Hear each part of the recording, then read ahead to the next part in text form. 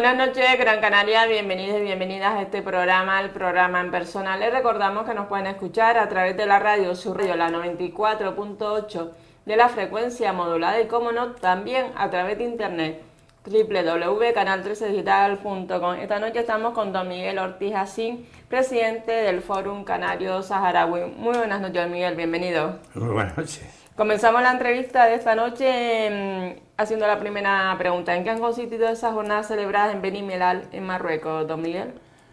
Bueno, el tema de Beni Mellal en Marruecos se ha tratado el tema de Bashiri, ¿no? Es un líder carismático que inició su movimiento separatista en el antiguo Sáhara español y cuya familia, que es oriunda de ese lugar, pues le dio una educación al citado personaje en la época de su infancia. Entonces, podríamos decir que con perseverancia y dedicación han organizado un año más, y ya son 6 aniversarios, en este precioso marco de Beni Mellal. Está al pie de las montañas del Atlas, en Marruecos, y estas jornadas no pueden encontrar un sitio más idóneo que la Zawiya. Una Zawiya es como equiparable de alguna manera a lo que en España, el cristianismo, sería un seminario, ¿no? Donde forman jóvenes para la religión católica, ahí se forman jóvenes para la religión islámica. Bueno, pues esta Zawiya, que es un centro de estudios islámicos también, que es del Sheikh Sidi Ibrahim al-Bashir, y están dedicadas a tratar un tema central. Estas jornadas a las que me refiero, y siempre se están reiterando cada año, un aniversario, y es dedicadas al recuerdo de Mohamed Sidi Ibrahim Sidi Mbarek al-Bashir, conocido ya mundialmente por Bashiri. Y esta vez, como ya he estado otras veces, han tenido la delicadeza de invitarme como presidente del Fórum Canario Saharaui, para que, aparte de ser partícipe de su hospitalidad, me quepa el honor de poder recordar y aportar mi humilde opinión como conocedor de la vida y antecedentes del personaje que nos hemos referido en el antiguo Sáhara español. Háblenos, don Miguel, de Bashiri y su relación con nuestra antigua provincia del Sáhara español, un poquito. Bueno, pues cada año los temas a tratar son de carácter específico, como corresponde al lugar donde se realizan, ¿no?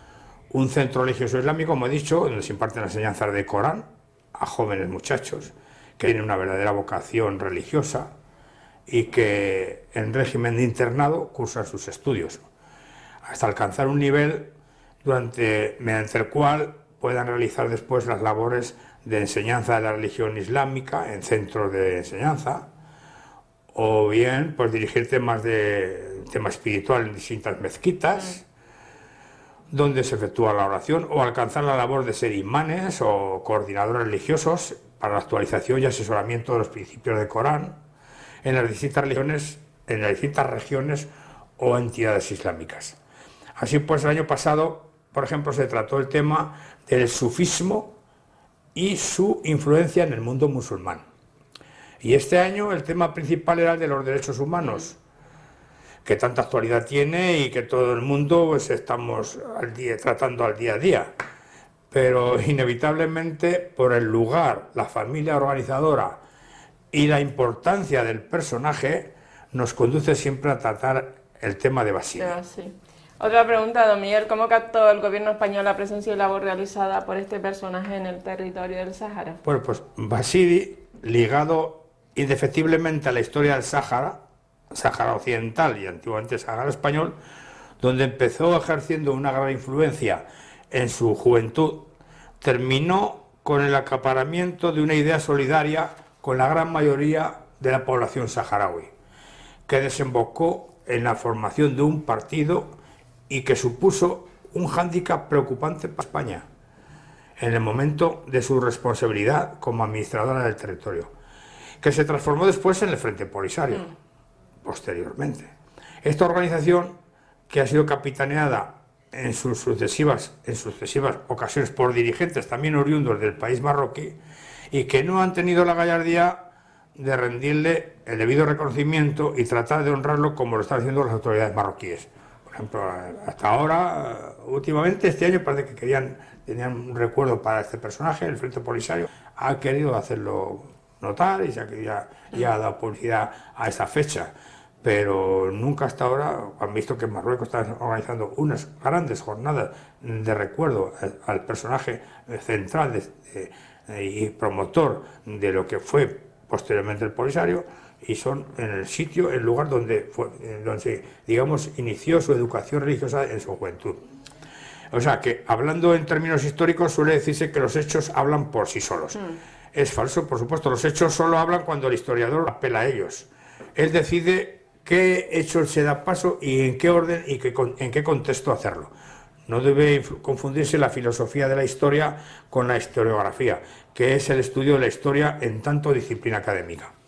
Por ejemplo, el objeto de la historia son las acciones pasadas por los hombres del pasado. El método de la historia es la interpretación de los testimonios, que le permite al historiador responder y analizar en base a los signos dejados por el pasado.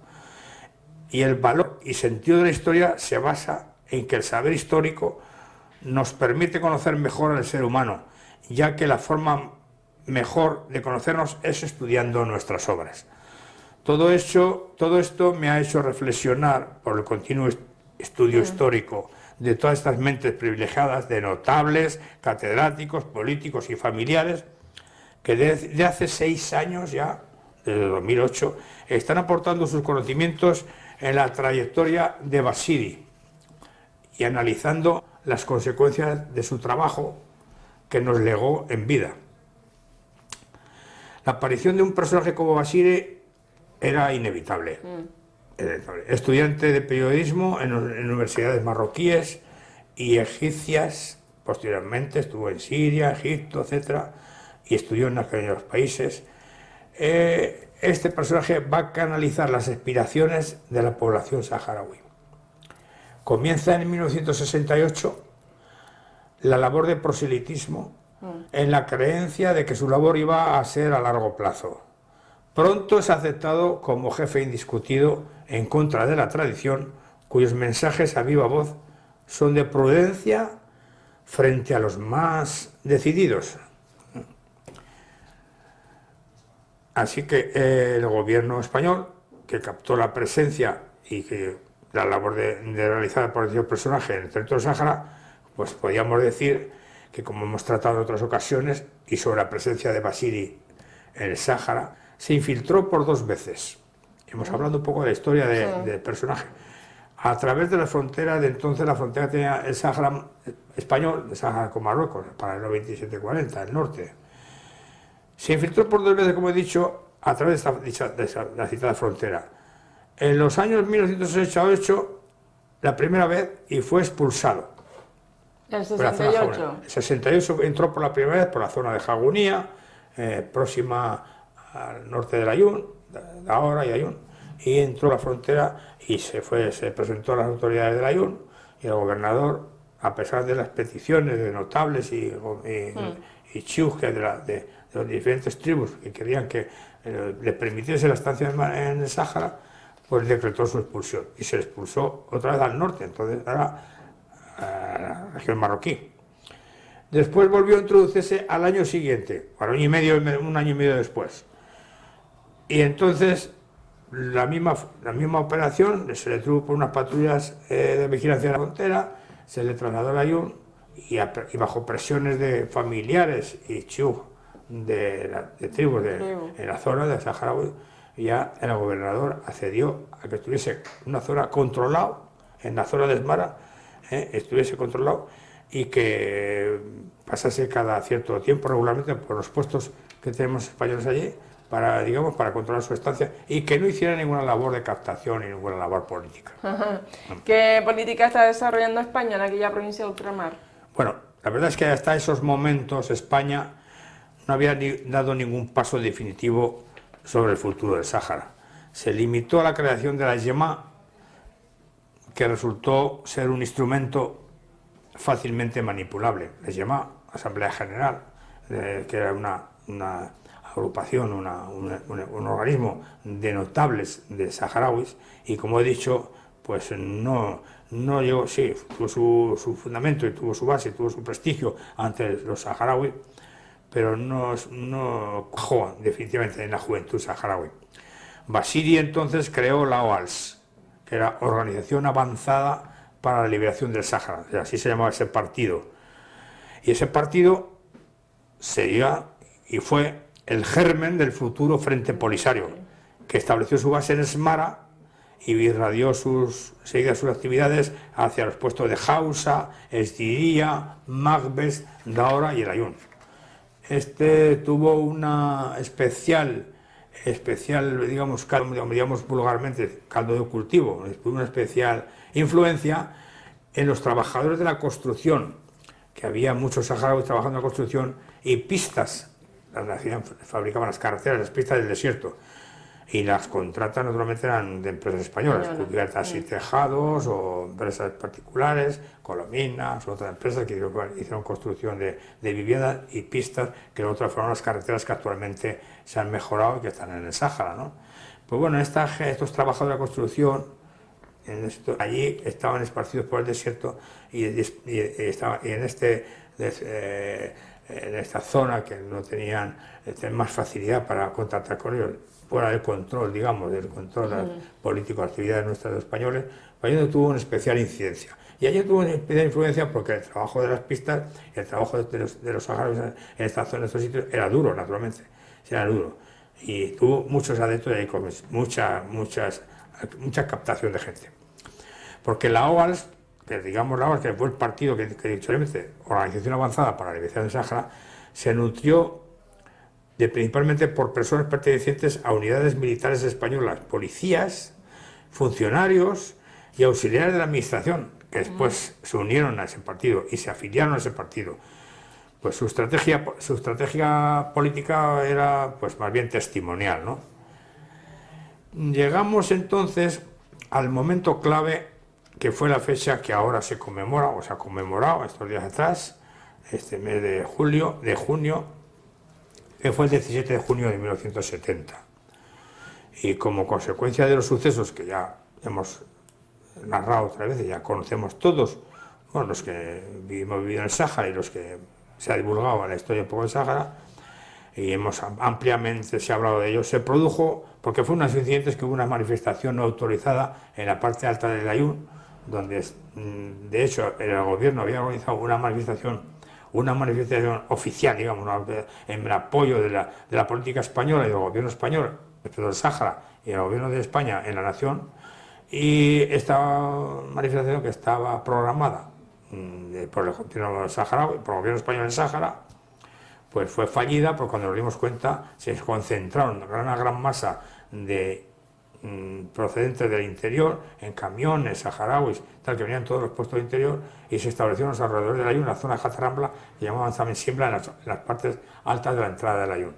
Y ahí establecieron su manifestación, que fue trágicamente alterada, la policía no pudo controlarla, no pudo reprimirla, y luego al final tuvo que una serie de incidencias, ya lo hemos dicho otras veces, tuvo que intervenir la Legión, al final por tal, porque que se consideró, creyeron hubo algunos jefes que creyeron que con la sola presencia de la Legión ya iban a dispersarse, y no fue así, y hubo, pues bueno, una acción precipitada, con lo cual al final hubo unos disparos y murieron ahí, pues causaron unos cuantos muertos y una veintena de heridos. Bueno, pues como consecuencia de estos sucesos que hemos dicho, se produjo la detención de Mohamed Ibrahim Blevizir Basiri, que estaba escondido, porque no lo habían dejado sus adeptos salir a esta manifestación, y estaba recluido en una vivienda. Entonces, por la noche se produjo la detención de los responsables, y entonces efectivamente se llevó al lugar donde estaba Basiri. Después de entonces de ser detenido, y después de la privación de libertad de este personaje durante 10 días que estuvo en la cárcel de Ayun, y en la que continuamente se mantuvo en las dependencias policiales una serie de interrogatorios en los que, claro, había que esclarecer su situación, y había que esclarecer hasta qué punto el partido tenía sus ramificaciones y hasta qué punto tenía su expansión, ¿no? Y sus consecuencias que podían tener para el gobierno español en la provincia de Sáhara. Bueno, pues durante esos 10 días estuvo detenido y se le estuvo interrogando. Él colaboró perfectamente en sus declaraciones, manifestó en todo momento, al final manifestó dónde estaban distribuidos los puestos, las cabeceras de partido, los locales sociales, la gente, las listas de gente que estaban afiliados, que intervenían en el partido, incluso las aportaciones y las afiliaciones en dinerarias, ¿no? en económicas, en dinero que aportaban todos los afiliados. Es decir, pues dio una amplia información y detalle de tal difusión de este partido que nos sorprendió, desgraciadamente nos sorprendió, pues ingratamente, porque allí estaban, como he dicho antes, pues muchos funcionarios nuestros, militares nuestros, profesionales militares nativos, me refiero, y gente en los que habíamos confiado en nuestras dependencias oficiales. Pues como consecuencia de estos hechos, entonces se decretó ya después de 10 días, el día 27 de junio del 70, se decretó su expulsión. Entonces, juntamente con otro que se descriptó hacia el sur, hacia Mauritania, se decretó su expulsión del territorio, pues bueno, y se desconoce el paradero, no conociéndose todavía su paradero y nunca más se supo de su destino, ¿no? Se desconoció posteriormente el paradero. Podemos decir que como consecuencia de estos hechos se empezó a gestar una serie de proyectos que procedentes del gobierno central se trataron de poner en marcha por los distintos ministerios. Protagonismo especial fue el ministro de Asuntos Exteriores, que instaba entonces a un proyecto de estatuto que al final no vio la luz. Todo lo que se preparaba para llevar a cabo en el Sáhara se declaró materia reservada, según la ley de secretos oficiales, hasta la ley de secretos oficiales, que era de septiembre del 68 hasta septiembre del 74, que se levantó esta prohibición de materia reservada de esta ley. Entonces podemos decir que la conmemoración de estas jornadas, que comentaba antes en Belmelal, tienen una estrecha relación con el personaje. Porque la organización de las mismas en esta zahuía, este sitio tan entrañable y la verdad es que es un sitio tan especial en la zona de Belmelal, están organizadas a cargo de la familia de Basiri. Pues está Sheikh Ursid Brahim al-Basir y al-Moghite Basir, que con el gobierno marroquí las organizan año tras año, y ha dicho, como he dicho antes, ya son 6. O sea, tengo que manifestar además que estos últimos años, además, han progresado de alguna manera. La familia de Basir está tratando el tema con abogados españoles, y a un catedrático de Derecho que estuvo el año pasado de español y abogado en un afamado estudio de abogados, y este año también, recientemente, cuando estudió, nos manifestó públicamente de que quiere llevar el caso a los tribunales. En el caso de la desaparición de Basiri, lo que lleva a los tribunales internacionales. Si España no colabora y declara lo ocurrido por su desaparición del 70, pues lo quiere llevar a los tribunales internacionales. Por ello, cuando desde este lugar se ha estado a crear una institución dedicada a la conservación del legado político y destacar el logro de la radiación a los hombres de la resistencia del Sáhara por el gran personaje que fue Basiri y por sus ideas, trayectoria y comportamiento, tenemos que decir que fue un adelantado en su tiempo.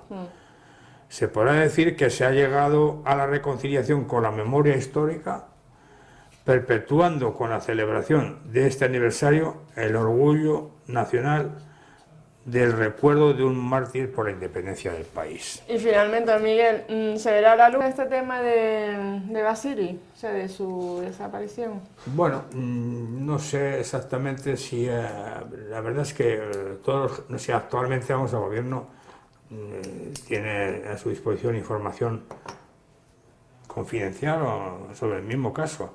Lo que sí puedo decir es que todos los que estábamos allí en aquella época, oficiales y jefes, desgraciadamente, pues ya quedamos pocos con vida, porque yo era un oficial muy joven y todos los jefes ya, pues ya han fallecido, empezando por el gobernador, por supuesto, y ayudantes, y jefes, y delegados, y etcétera, gobernativos, que son, digamos, los que más trataron el tema directamente con el personaje, ¿no? Yo tuve una intervención, digamos, relativa, una intervención delegada pues bueno, disciplinada a las órdenes del mando que nos gobernaba en aquel momento en el gobierno de Sáhara. Pero de todas maneras, algún día efectivamente se tiene que aclarar esa situación, de alguna manera, antes o después, tiene que dilucidarse esta misteriosa desaparición, sobre todo por la tranquilidad de la familia y por la insistencia de la familia, aparte de, porque lo merece, es un legado histórico, como he dicho antes, que debe esclarecerse, es un legado histórico que debe tener la importancia dar la importancia debida, porque no cabe ninguna duda que fue el precursor del Polisario, que tanto está reivindicado por su territorio el Polisario, pero el Polisario poco ha hecho por él hasta ahora, ¿no? Siempre digo, este año parece ser que ha publicado algo de que ha recordado la historia de Basili en las fechas conmemorativas, pero hasta ahora no se había preocupado. En cambio, el gobierno marroquí se lleva 6 jornadas, 6 años consecutivos organizando unas grandes jornadas de diálogo, de encuentro, bueno, en algunos casos incluso de confrontación, digamos, dialéctica, de aportación de ideas, de temas filosóficos en algunos casos con respecto al Islam, pero siempre terminamos a parar porque es el centro neurálgico al tema de Basili.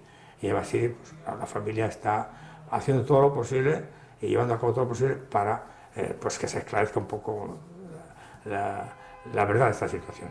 Finalmente, don Miguel, el hombre nace libre, ¿no? Efectivamente, el hombre nace libre pero en todos lados está encadenado. En todos lados está encadenado. Pues habrá que quitar esas cadenas, ¿no? Exactamente. Pues nada, pues muchísimas gracias, don Miguel Ortiz Hassim, presidente del Fórum Canario Saharaui. Ya le veremos después del verano por aquí de nuevo con nuevas noticias en nuestro medio canal 13 Digital. Espero contribuir en lo posible por los conocimientos que tengo por los conocimientos digamos, de estar en el Sáhara. Y como he dicho yo, pues bueno, yo me baso en temas que son testimoniales, porque los he vivido y no puedo decir históricos, pero son testimoniales. Puedo aportarlos porque los he vivido y los he conocido. No porque me los cuenten, ni porque me reescriban la historia, como en otra ocasión dije aquí anteriormente en otras veces. Están reescribiendo una historia que aún no nos han preocupado en profundizar un poco más en los temas, que es una gran parte y muy importante de España, y fue un gran recuerdo. Al fin y al cabo fue una provincia, pero una gran parte que aún se mantiene viva por el corazón de los españoles, pues tenemos ese recuerdo, y porque aún se mantiene la llamita con esos niños que algunas veces vienen a España en verano, y estas comunicaciones con las familias saharauis, que sí hay que reconocer que efectivamente lo que tienen de bueno, además, entre otras cosas, es que el idioma del español no lo quieren perder, y eso es muy importante, que hablen español. Pues un pueblo con el que tuvimos una relación histórica y educativa y sentimental durante tantos años. Pues nada, pues muchísimas gracias y feliz verano. Gracias. Muchas gracias. Espero que la entrevista con don Miguel Ortiz Hassim, presidente del Fórum Canario Saharaui, haya sido de su agrado. Muy buenas noches, Gran Canaria.